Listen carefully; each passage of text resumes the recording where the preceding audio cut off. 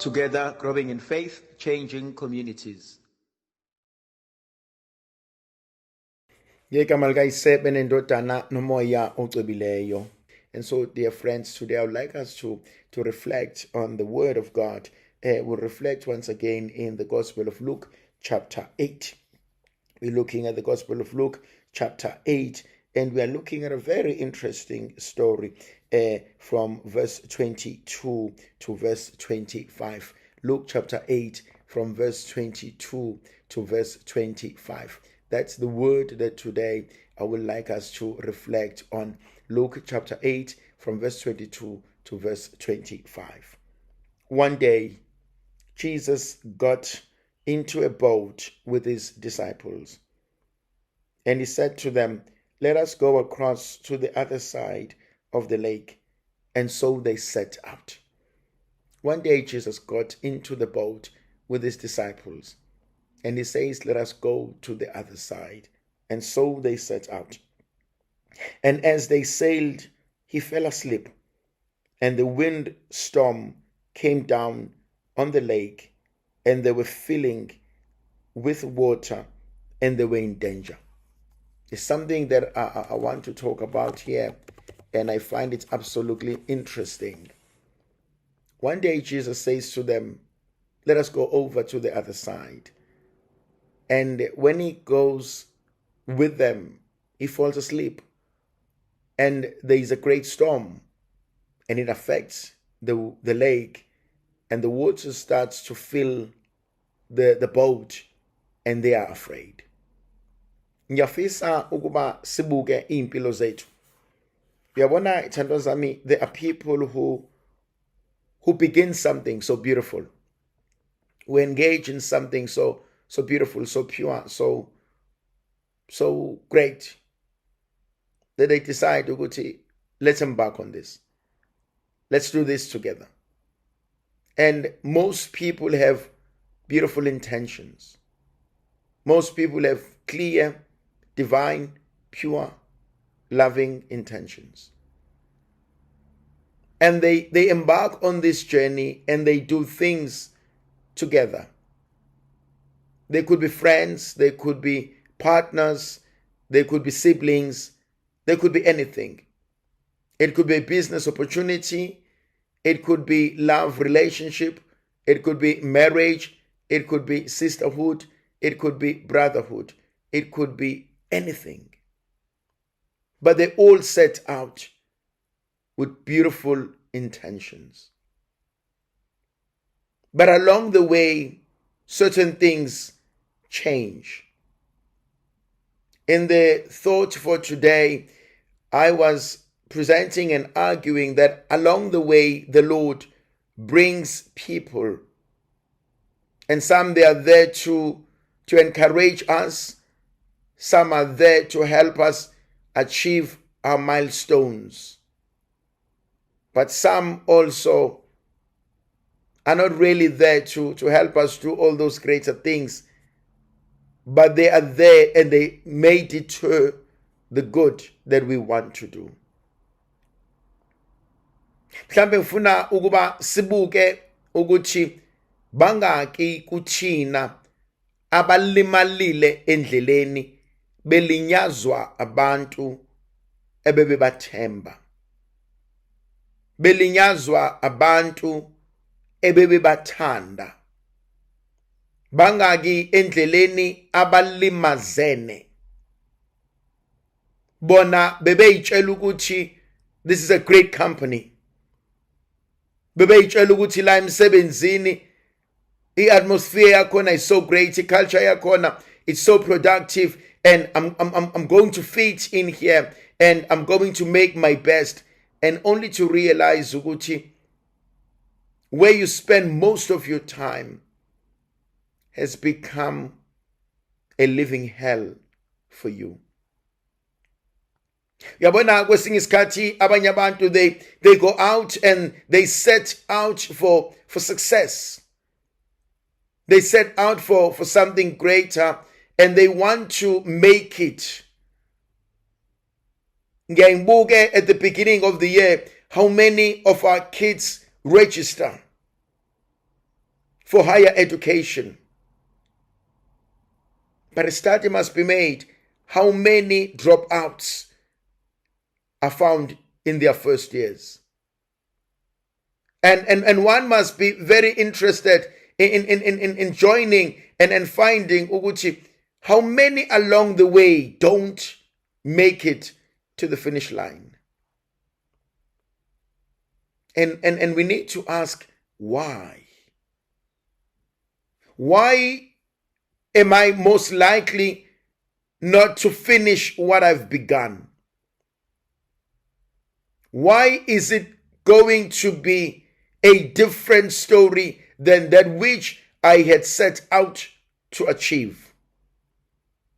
Izinto lezinto ezivimbe ukuba ngikwazi ukuphumelela, ngikwazi ukuqeda amaphupho ami. Khona lento esasiba yiyona siyenza uma sengimdala. Ngifuna ukushada uma sengimdala, ngifuna ukusebenza uma sengimdala, ngifuna ukuba nomuzi wami uma sengimdala, ngifuna ukuba nezingane zami uma sengimdala, ngifuna ukuba ngiphile impilo enhle. And some of us have come to realize sengimdala, and some of those things are not happening. Now, umbuzo wami uthi, what has happened along the journey? Why do some people seem to make it and live their dreams, and others seem to be delayed, and others seem never to make and live their dreams? Thandazami, I don't believe it is the plan of God for any of us to suffer. I don't believe it is the plan of God for any of us never to be happy. I strongly believe that all of us were meant to be happy. I strongly believe that all of us were meant to manifest the glory of God and to live a good, comfortable life. I believe that. But I also believe that life happens. I also believe that things happen. And I also believe that abanye bethu lose our support structure very early, very tender in our years. I also believe that abanye bethu silinyazwa izinto that we went through in our childhood. That there are childhood traumas that affect us even today. That there are childhood traumas that affect us, as I've said before, as married men and married women. But we embark on this journey and we can lose ourselves. One of the questions that one needs to ask is, what is it that I need to do not to lose the courage? Yini lena engimele ngiyenze ukuze ngaphelelwa amandla? Yini lena engimele ngiyenze ukuze uNkulunkulu akwazi ukuliqeda icebo analo ngempilo yami? Yini lena engimele ngikhulekele ukuze uNkulunkulu angavumi ukuba ngehluleke endleleni? Now there's something that happens along the journey. The wind comes. A strong wind interrupts them. There's a great storm. Were they ready for it? Seemingly not.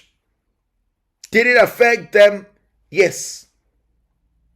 The waters were filling up the boat, and that threatened their lives. And so too, ithandwa zami, there's something that I see as a reality empilweni zethu. Kunezinto esithi masamba endleleni zisilimaze. Ezinye zazo we are not ready for them. Ezinye zazo we are not prepared for them. Ezinye zazo we thought, this is just a a phase. This is just happening, but things will get better. But only to realize it is not just a phase. It seems to be a season. It seems to be permanent. There is this beautiful prayer, the serenity prayer. And there are words that I love in that prayer. Lord, give me the courage to change the things that I can, to accept the things I cannot change, the wisdom to know the difference. I feel there's something important in that prayer. What is it in my life? Don't forget, the most important point is from the word go, I set out to do this. Jesus says to them in verse 22, let us go to the other side. And as they jump into the boat, the storm starts.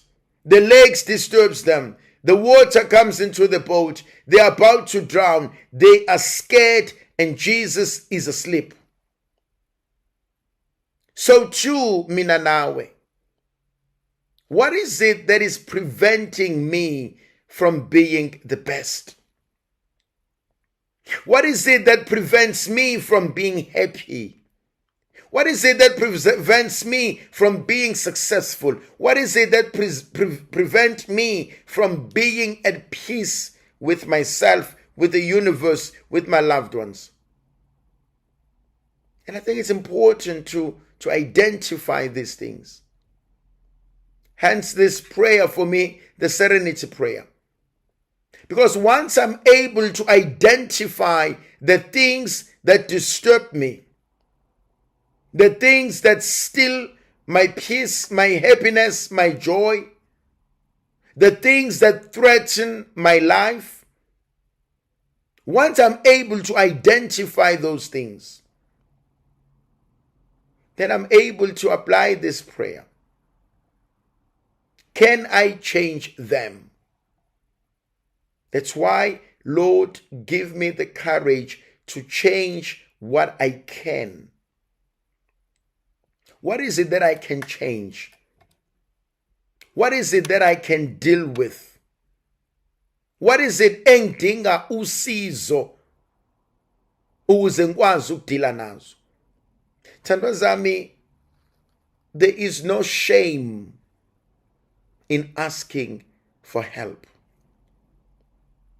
There is no shame in asking for assistance. People are going through a lot. We are all going through a lot.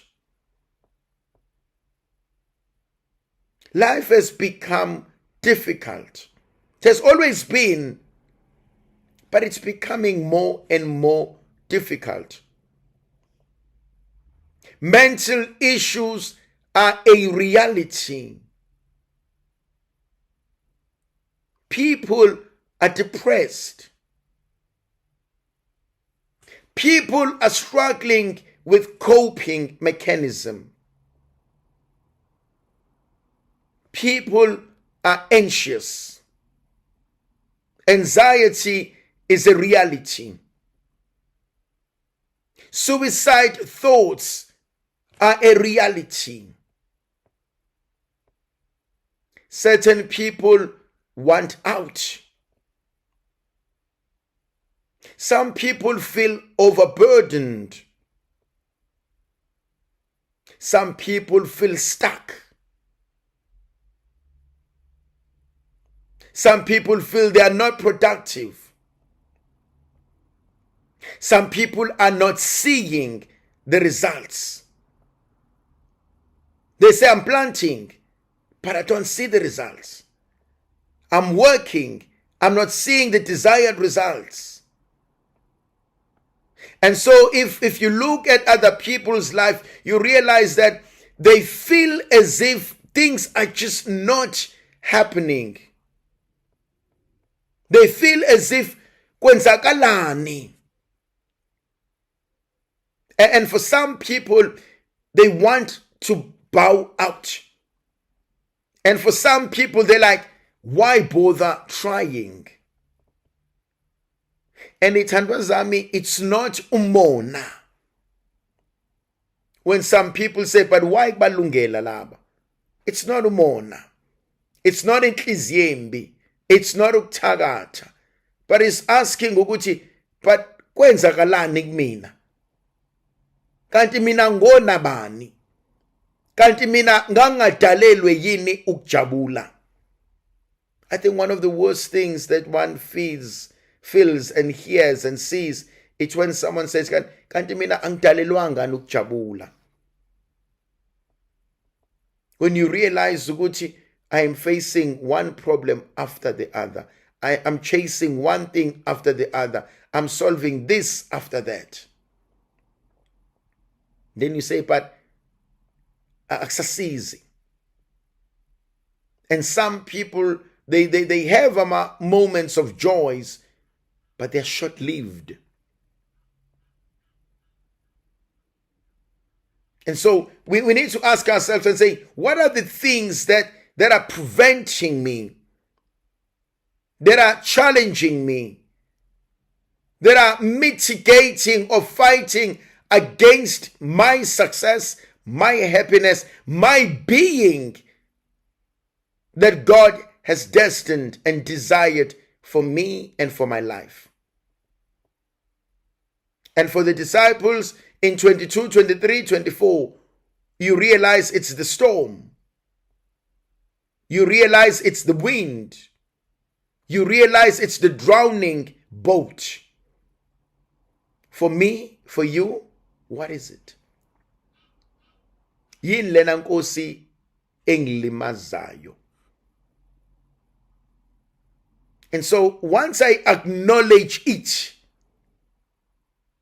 I always think acknowledgement is one of the greatest tools that helps us to heal and to manage the situation.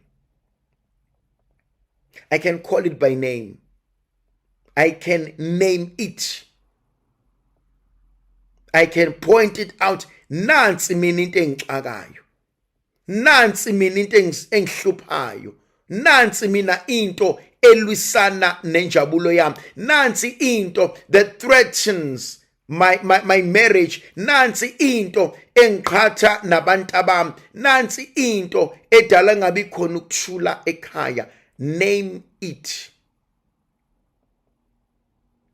Call it into the universe. Present it before God. Write it down. And you are saying, this is it. Mina kuyangihlula lokhu. Mina kuyangikhathaza lokhu. Mina, this is the demon that I'm struggling with. This is a demon that threatens my happiness. This is a demon that lies to me. Nakho okungixakayo. Dear brothers and sisters, it is not a shame to ask for assistance. It is not a shame to tell people, I'm tired. Sengikhathele. It is not a shame to admit ngiyadinga usizo, ngiyadinga ukuphumula. Yabona ithandwa zami, no matter how strong we are, no matter how powerful we are, no matter how well off we are, we all need a shoulder to lean on. We all need a listening ear. We all need someone who cares. We all need someone who understands. We all need someone who gets us. No matter what, akosilima sindebende kwabo. We need that place. We need a home We need where we belong. Whether it's a place, a person, a moment, an experience, it doesn't matter. But we all need it. There is no shame in going for therapy. There is no shame in booking yourself in. There is no shame in sorting your life. There is no shame in it. But equally important, taking responsibility is one of the most powerful things I can ever do. I need help with this. Give me the courage to deal with this. And if I can do it on my own, let me do it. If I need someone to walk with me, let someone hold my hand and walk with me through this journey. Walk with me in this life. And when I turn to Zami, no matter how beautiful our plans are, no matter how great our plans are, we may have plan A and plan B should it fails. But there comes a moment when life happens. When the unpredictable, the unplanned visits us. And uthola ukuthi none of us are ready for it. And you realize ukuthi I was not ready for this. I wasn't cut out for this. I didn't think it will happen to me. And when I tell zami kunezinto empilweni that we know are most likely to happen, that we know are a reality that happens, but we just never think they're going to happen to us. If they do happen to us, we never think they're going to happen to us now. And they do happen. And you realize, Uguchi, when they do happen, we don't know how to deal with it. When they do happen, we don't know how to deal with ourselves. When they do happen, we do not know how to gather ourselves again, how to regroup ourselves again. And so we are found wanting because we just don't know how to be. We don't know how to deal with this. We don't know how to survive. We don't know how to be ourselves after we've lost so much. And these are the things that happen. Give me the courage to change the things that I can. But also allow me to accept the things I cannot change. I need to acknowledge, Uguchi Tembelani, there are certain things that are beyond your control. There are certain things that are beyond and they are above my grade. There are certain things I don't have an influence over. And kubalulekile to accept that. Kubalulekile for me to accept that reality. Thandwa zami sesibadala manje. Akufunakala siphile emangeni. Sesibadala manje. Akufunakali sikhohlise. Sesibadala manje. Akufunakali sipretende. Sometimes it helps to be honest with yourself. Sometimes it helps to accept the reality, ukuthi lana, there's nothing much I can do. I just need to accept this aspect of my life. I need to stop fighting the inevitable. I need to stop fighting what I have no control over. I need to stop fighting what life has thrown to me. There are certain things that are just beyond my control. Either I surrender to God, or I learn to live with it, or I accept it and move on. Khona izinto ongeke uyishintshe empilweni. I can never change someone else. No matter how much I pray over it, no matter how much I will and wish for it, I cannot change them unless they want to change. I can never change another person, and I need to accept that. I need to believe that truth. I can pray for them, yes, but can I change them? No. And sometimes I need to accept them. And it helps me to make a distinction. I don't like what you do, but I like who you are. I need to separate you from your actions. When as a person ngiyakuthanda, kodwa okwenzayo kuyangihlukumeza. Okwenzayo angikuthandi. Okwenzayo I disagree with. But when I love you, because I cannot but love you. But I need to accept Usman Mani possibly will not change.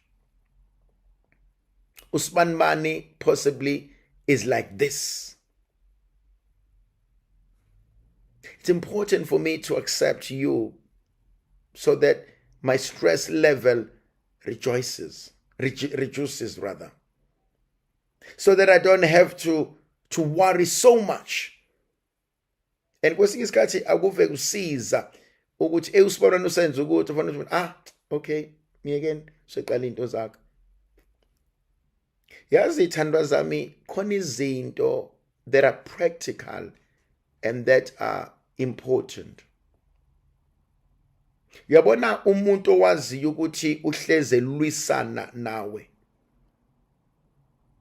avoid whenever you can.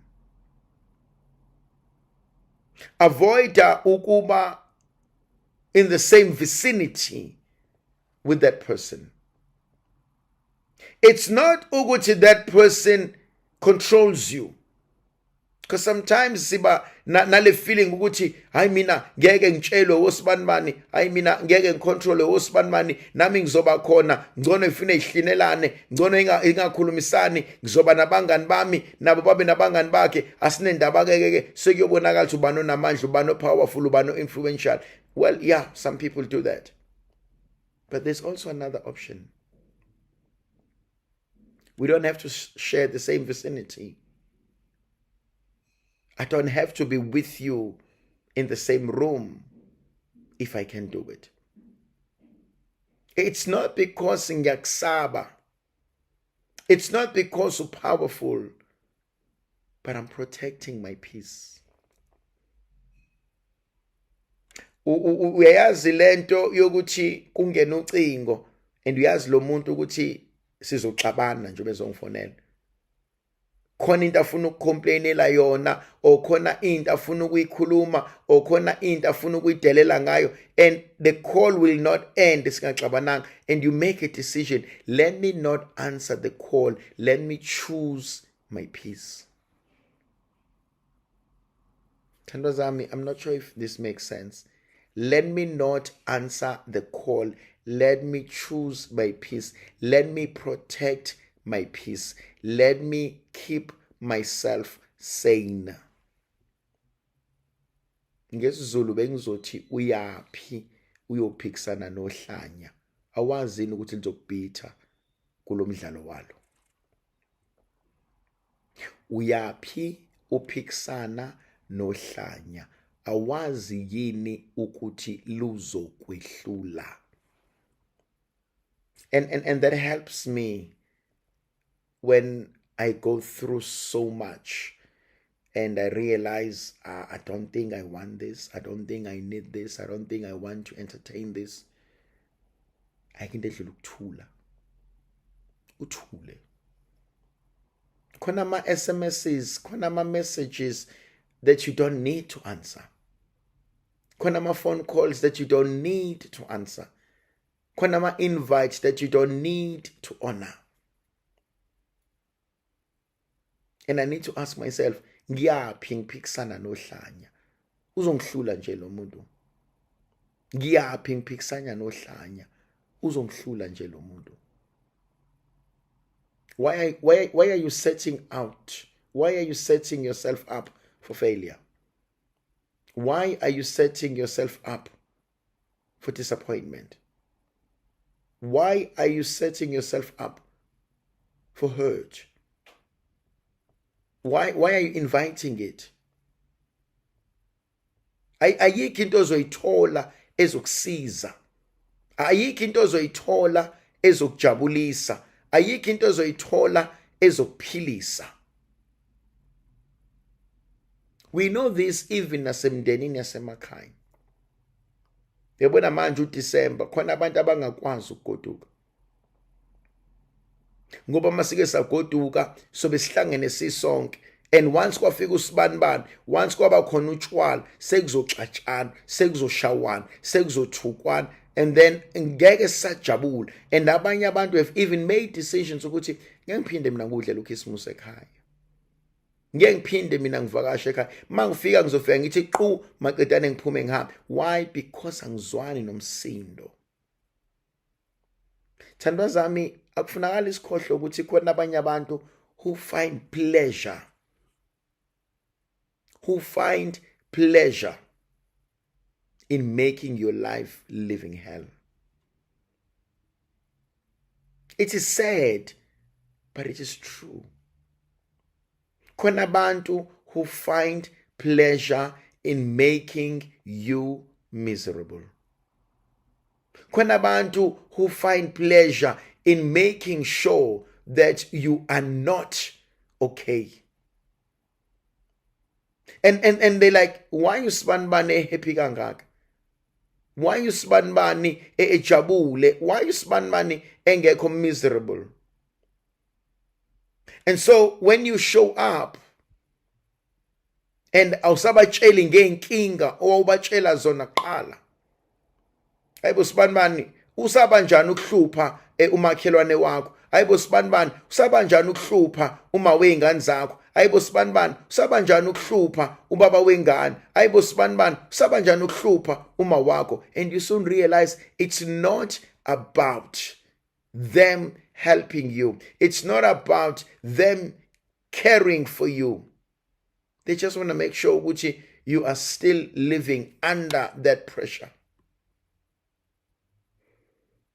Ngoba nika abantu injabulo they don't deserve. Don't give people the ammunition abazokulimaza ngayo kusasa. Now there's something that happens in this. And as they sailed, Jesus fell asleep and they were in danger. In verse 24, and they went and they woke Jesus saying, Master, Master, we are perishing. And Jesus awoke and he rebuked the wind and the raging waves, and they ceased, and there was calmness in the room. Sebesondela bemvusa uJesu bathi Nkosi, Nkosi, nakhu sifa. Wavuka uJesu wakhuza imimoya nokugubha kwamagagasi kwanqamuka kwathula kwathi du. Ngithanda leyo nkonzo. Ekhaleni kwabo, ekumemezeni kwabo, wavuka uJesu uyothulisa imimoya. Uyavuka uJesu uyokhuza imimoya namagagasi ayathoba. Yabona, sometimes the calming of the sea, it's all that we ever needed. bengimswela umuntu ozothulisa imimoya. Khona leli culo eliculwa uAyanda Ntanzi lithi imimoya nemimoya wayapha umoya ongcwele. I think if I'm not mistaken uliqala axoxa indaba ukuthi kwakhona ikhehla enkonzweni malibona kuphithizela, malibona umsindo, malibona inxokozelo, malibona zonke lezi zinto bese liyabuza ukuthi imimoya nemimoya wayapha umoya ongcwele. Yabona kwesinye isikhathi ngiyangihlale ngithule ngibuke ngithi ngazi washonapha umoya kaNkulunkulu. Washonapha umoya wokuthobelana. Washonapha umoya wokuhlonipha.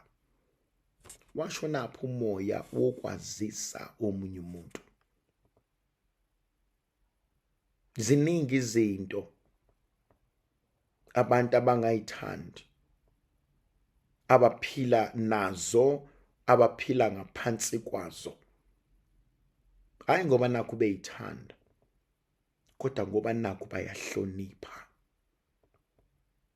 Yabona ithandwa zami, one of the things I've come to learn, just because umuntu uyahlonipha doesn't mean uyesaba. Just because umuntu uyahlonipha doesn't mean akanalo ikhanda lakubo. Just because umuntu uyahlonipha doesn't mean uyisilima. But kwesinye isikhathi nje uzohlonipha ngoba uyawazi umuzi nekhaya akhule kulona. Uyazazi izinto angathi meyizenza zijivaze umuzi wakubo. Uyayazi futhi nenkulumo angathi meyikhipha mayifika kubantu bakubo abathele ngehlazo. Uthola omunye umuntu ukuthi uzoncamela ukuthula, uzoncamela ukuhamba, uzoncamela ukubaleka, athi ngicela ukuhlonipha ikhaya ngivela kulona, angikwazi ukuyiphendula. Hayi ngoba nakho ngisaba, hayi ngoba nakho ngingakwazi, hayi ngoba nakho nginqena, kodwa ngoba nakho ngiyahlonipha. Yabona ithandwa zami, uyangithinta mina uMtaka Maria uma ethulisa imimoya. Siyafa imimoya ehlukumeza impilo zabantu. Siyafa imimoya yomona. Yabona makuthiwa ukhulunywa amaqiniso. Ngiyengibone nje ithandwa zami esikhuluma ngezono eziningi. Yabona kwesinye isikhathi khona abanye abantu mabebala izono ezinkulu, izono abantu abathi ngeke ubone umbuso wezulu, noma kuthiwa nathi befundisi siyashumayela ubezwe abantu bebala izono ezinkulu ezingaka abayibiza ngezono, bethi hawu lona udaka utshwala, lona unamadoda, lona uhlabela umsamu, lona wenza ukuthi. Kodwa khona isono imvamisa yethu engashumayeli ngaso, futhi mhlambe engayinaki o mhlambe singayikhulumi ngayo, ekuthiwa umona. Yazi umona is worse than izono eziningi. Umona it's worse than ukwenza yonke lento mhlambe sithi thina oSibani bani izoni ezinkulu engeze ubone umbuso wezulu. Umona ngiyawusaba ngoba umona uzutholakala nasebandleni likaNkulunkulu. Umona ngiyawusaba mina ngoba uthole naselathini likaNkulunkulu. Umona ngiyawusaba ngoba umona uzuthole nasesibelethweni senkosikazi eyodwa. Umona ithandwa zami uyalibulala izwi likaNkulunkulu. Umona uyalibulala ibandla likaNkulunkulu. Umona uyamlimaza umuntu ngoba umona umusuwenza izinto ngawo. Umona ukuvala amehlo, umona uvala namadlebe, umona uyabulala. Yabona umona uyisilwane. Umona uyisifo. Ngoba umuntu onomona akaneli. Umuntu onomona akasuthi. Umuntu onomona uhlezi efuna intembi yenzeke kwabanye abantu. Umuntu onomona uhlezi ecabangela yena uqobo lwakhe. Umona uyingozi. Umona ungadestroya imshado. Umona ungenza izelamani nezingane zandawonye zibulalane. Umona ungenza abantu emsebenzini baxoshane. Umona uyalibulala ibandla likaNkulunkulu. Khona abantu esibaziyo uNkulunkulu ababekile abanikeza ugcobo lwakhe enza imisebenzi ebabazekayo ngabo, kodwa ngoba nakho mina ngimfuni ngiyolimaza abantu abaphilayo ngaye ngoba nginomona. Yabona into enziwa uJesu namhlanje iyangithinta. Lithi izwi likaNkulunkulu wathulisa imimoya. Yabona bengifisa ukuthi ngithi Nkosi thulisa imimoya nasempilweni yami. Ake uthulise lezi vunguvungu. Rebuke the spirits. Rebuke everything that is not of you. Ngihlambulule moya weqiniso. Hlambulula nempilo engiyiphilayo. Hlambulula nohambo engilihambayo. Ngoba lo mona uyalimaza. Lenhliziyo engaphandle iyalimaza. Lithi izwi likaNkulunkulu, he rebuked the storm. Wathulisa imimoya. Then mase kuthula imimoya, the waves calmed. Amagagasi athoba. Ubani lona onamandla yokuthulisa imimoya engaka na? Ngubani lona nolwandle liyamlalela?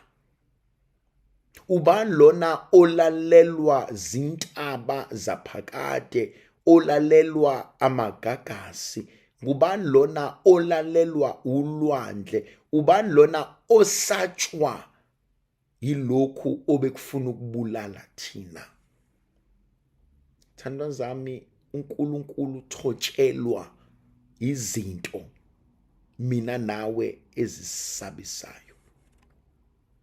uNkulunkulu uhlonishwa izimo mina nawe esiyisabayo. Khuleko wami namhlanje uthi Nkosi thulisa imimoya. Thulisa imimoya entshontsha injabulo ekhaya lami. Thulisa imimoya entshontsha ukuthula emndenini wami. Thulisa nemimoya entshontsha imali phakathi kwaleli khaya.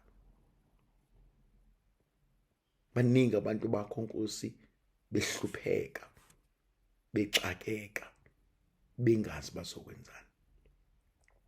Nkosi thulisa imimoya.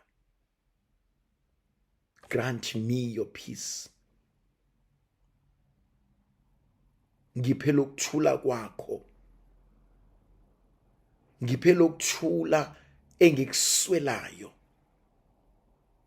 Ngiphe lokuthula osekudala ukuba impilo yami ixhugele. Izwi labe bengifisa ukulisho namhlanje, Nkosi thulisa imimoya entshontsha ukuthula empilweni yami. That's the word for today. Nkosi thulisa imimoya entshontsha ukuthula empilweni yami. Nkosi thulisa imimoya entshontsha ukuthula empilweni yami. Lord, give me that peace. Thulisa imimoya entshontsha ukuthula empilweni yami. Rebuke the spirit that has stolen so much from me. Lord, rebuke the spirit that has stolen so much from me. That's the word for today. Nkosi, thulisa imimoya entshontsha ukuthula empilweni yami. Lord, rebuke the spirit that has stolen so much from me. You soon realize ukuthi so much has been stolen. You soon realize how much you've been violated by the spirits. And so you remind the Lord to rebuke the spirits that have stolen so much from you. Nkosi, thulisa imimoya entshontsha ukuthula empilweni yami. Entshontsha ukuthula ekhaya lami. Entshontsha ukuthula emndenini wami. Entshontsha ukuthula emsebenzini wami. Nkosi, thulisa leyo mimoya. Lord, rebuke the spirits that has stolen so much from me. Let us look at verse 25. He said to them, where is your faith? And they were afraid, and they were amazed, saying to one another, who is this that who commands even the winds and the waters, and they obey him? Kanti ubani lona? Hlobo luni lo muntu olalelwa na imimoya namanzi? Yabona ithandwa zami, we forget ukuthi ubani uNkulunkulu. uNkulunkulu wethu ulalelwa imimoya. uNkulunkulu wethu uyala imimoya imlalele, imthobele. Ulalelwa imimoya and yamthobela, and meseqhamukile yehlela ngezansi. Ngolokhu ngishilo, ayikho into uNkulunkulu angeke ayinqobe. Ayikho into uNkulunkulu angeke ayenze. Ayikho impi uJehova angeke akulwele yona. Asikho isimo uNkulunkulu angeke asilungise. Ayikho indawo uNkulunkulu angeke ayihambe nawe. Hlobo luni lo muntu lolu nemimoya yamthobela? Yabona, one of the most beautiful experiences ukuba sendaweni usize umuntu othola ukuthi usehambe yonke indawo akekho umsizayo, noma ungene endaweni la esenqatshelwe konke kodwa manje kwaqhamuka wena ebese kuthiwa hayi kulungile mi esayinani la, enzani la, lungisani la, and then you soon realize lo muntu obumsiza ukuthi kanti ubani lo? Yazi ngivedane kwaqhamuka lona ngahamba nalona noma nganika lona idocument ngabuya sekwenza kanti hlobo luni lo muntu lolu? Yabona ithandwa zami, uNkulunkulu ungumavula kuvaliwe. uNkulunkulu khona la engena khona imkhuleko yami ayikwazi ukungena khona. Ubungcwele bami abukwazi ukungena khona. Ngixoxela imfihlo mina nehlazo. Yazi uNkulunkulu ukwazi ukungena la umfundisi wami nomfundisi wakho engakwazi ukungena khona. uNkulunkulu ukwazi ukungena la uma wami noma wakho engakwazi ukungena khona. uNkulunkulu ukwazi ukungena la umbishopi wam nowakho bengakwazi ungena khona, kodwa angena uNkulunkulu. La umprofethe, la umpostoli, la umengameli, la umkhokheli engasakwazi ungena khona, kodwa uNkulunkulu angene. Kwesinye isikhathi siyakhohlwa lokho thina. Kwesinye isikhathi thina thandwa zami sisuke sincikise ithemba lethu lonke kubantu, kanti khona la bangangeni khona. Khona la kuthiwa no access. Uyabona mina nawe sinama access unlimited, kanti uNkulunkulu unale nyadi la ne placard enkulu ethi full access. Full access. Ungena la engangeni khona umuntu. If it's color coded okwakhe konke, so mengena bayayazi ukuthi hayi leyana akekho na accept. Thandwa zami, ngifuna ukuxoxela imfihlo. uNkulunkulu ungena la abanye abantu abangakwazi ungena khona. uNkulunkulu ungena la lokhololo ongangeni khona. uNkulunkulu ungena la lenduku isigqoko singangeni khona. Angene kodwa uNkulunkulu. uNkulunkulu kwazi ungena la ibandla lonke lingakwazi ungena khona. Hlobo luni lomuntu lolu nemimoya yamthobela. Hlobo luni lomuntu lolu nolwandle liyamthobela. Hlobo luni lomuntu lolu. Bayamangala abantu. Ngifuna ukuthi kwena ithandwa zami yalazi igama likaNkulunkulu. Uma vula kuvaliwe, uma fohla emzini yabantu, uNkulunkulu awukwazi ukumvimba. uNkulunkulu awukwazi ukumnqabela. uNkulunkulu awukwazi ukumenzela iroadblock. uNkulunkulu awukwazi ukumtshela ukuthi wena ke Nkosi awusakwazi ukudlula la. uNkulunkulu awukwazi ukumfihlela into. Wazi konke, ubona konke, futhi yena meyithanda angayivala le yanto. Yena meyithanda angayivula leya. Uyazi hey thandwa zami, mina sometimes ngiyahlale ngihleke ngibuke lensizwa ngithi kanti le ndoda injani? Sebevale konke. Athi uNkulunkulu namanga ngizovula nje mina. Sebevalile bonke. Umbona uNkulunkulu ethatha iboom gate ethi wela. Methanda ishivuliwe, methanda ivaleke. Athi kodwa ngithe wela wena uzohlalelani la? Wethandwa zami niyamazi umuntu abazali bamshiye beyitshela ukuthi ufile. Uyamazi umuntu okushiya eyitshela ukuthi hayi sibona ningiqedile ngaye ngeke asavuka. Niyamazi umuntu abamdubula bonke bayitshela bafile kufike noma nodokotela nama paramedics and they declare this person dead. Bamthatha omunye bamfaka emorgue emoshwari. Bebefike emoshwari kuthiwa hayibo lo muntu hayibo khona into enje hayibo uyaphila. Ithandwa zami kanti simkhohliwe uNkulunkulu. Kanti sesikhohliwe ukuthi esimkhonzayo ubani? Kanti sesilibele yini ukuthi uNkulunkulu ekunezinto akwazi ukusenzela zona? Uyabaza abantu ukuthiwa sekuvaliwe akusathathwa umuntu la. Ayisekho lento. Athi uNkulunkulu namanga ngizoyicreate le post. Uthola ukuthi lo ongqoshishilizi, lo okuyena ovala yonke into, lo osatshwayo. uNkulunkulu amkhumbuza ukuthi hey uyakhohlwa wena ukuthi ngubani.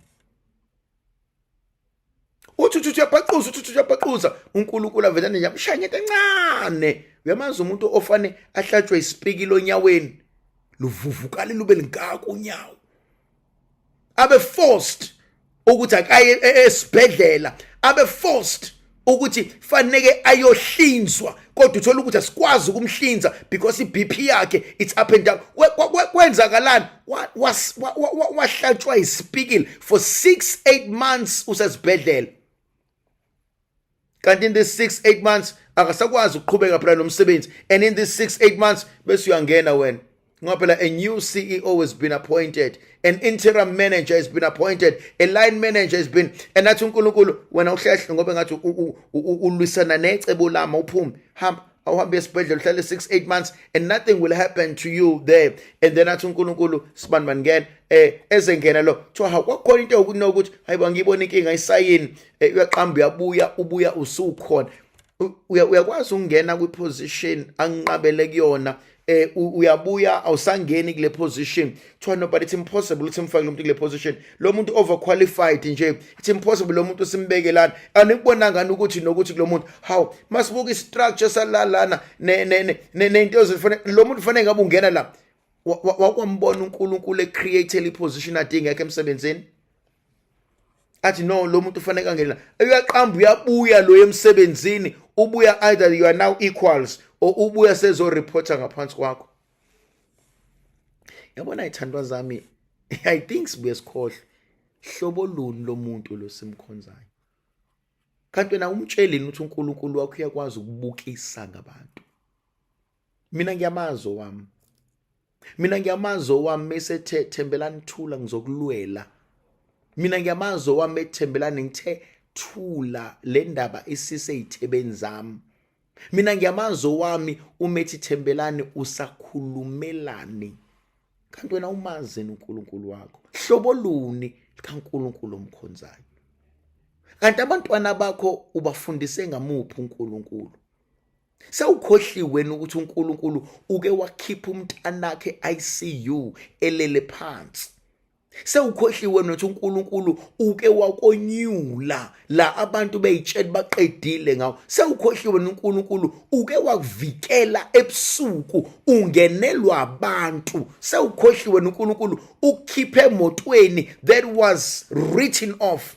Waphuma ungenamyocu ungenalo bonke abantu bathi hey umuntu olaphana asibone ukuthi uphilile bese uyabatshela ukuthi bekuyimini bengilaphana. Bathi abantu namanga athi bekuyimini engidriver le moto. Kanti usukhohliwe uNkulunkulu. Usukhohliwe uNkulunkulu kudutshulwane kuthiwa kudutshula imoto yakho imbobo kodwa wena waphuma ungenamyocu uthi uyayibheka awunamyocu Yesu nali igazi kodwa makuthiwa bheka igazi labanye abantu akulone lakho. Hayibo thandwa zami. Kanti usukhohliwe enhlobo luni laNkulunkulu omkhonzayo. Yabona uNkulunkulu uyabukisa. Ngiyamsaba mina. Ayisaba mina le ndoda. uNkulunkulu meyisethi ulwela umuntu wakhe uyabukisa.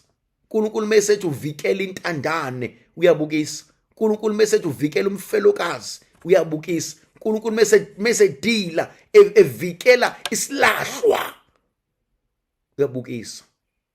Yabona uNkulunkulu ungabobukisa ngendoda kaNkulunkulu. Ungabobukisa ngomama owazana noNkulunkulu. Ungabobukisa ngomuntu othandwa izulu. Ungabukisi ngaye. Ngoba uNkulunkulu uma esemlwela. uNkulunkulu esemlwela nothi uyathakatha. uNkulunkulu esemlwela sothi hayi man uSibani bani uthathe lento engenabungozi. uNkulunkulu esemlwela nothi hayi uSibani bani banjani. Ngiyamsaba mina ngiyamazi mina lo muntu. Uthi ngelinye ilanga uDavide makube kude nami ukuphakamisela umgcotshwa kaNkulunkulu. Bengiqeda ukukhuluma nje ukuthi thina sagcotshwa sisesibelethweni. Ugcobo lwethu aliphumi kumuntu. Ngiyamsaba mina uNkulunkulu. Mhloniphe futhi uNkulunkulu ungamkhalisi umuntu. Ungamkhalisi umuntu isidingo sengekho. Ungawuhlukumeza umphefumulo womuntu. Ngeke ngithi mina ubomhlonipha umuntu ngoba umazi mesekhala ukhala kubani. Ubomhlonipha umuntu ngoba umazi mesekhala ukhalelaphi. Bomhlonipha umuntu. Awumazi umuntu mase yokhala yokuceba ba. Ngiyamsaba mina uNkulunkulu. Hlobo luni lo muntu lo bayabuzana ku verse 25 bathi hayibo hlobo luni athi nemimoya yamlalela. Amkhalisa umuntu Angakhala umuntu ngenxa yakho, angawushiyi umuntu umsebenzi ngenxa yakho, angaphumi umuntu kuNkulunkulu ngenxa yakho, ngoba uyalalela uNkulunkulu. Ngegama likaYise, beneNdodana noMoya ocwebileyo. Amen.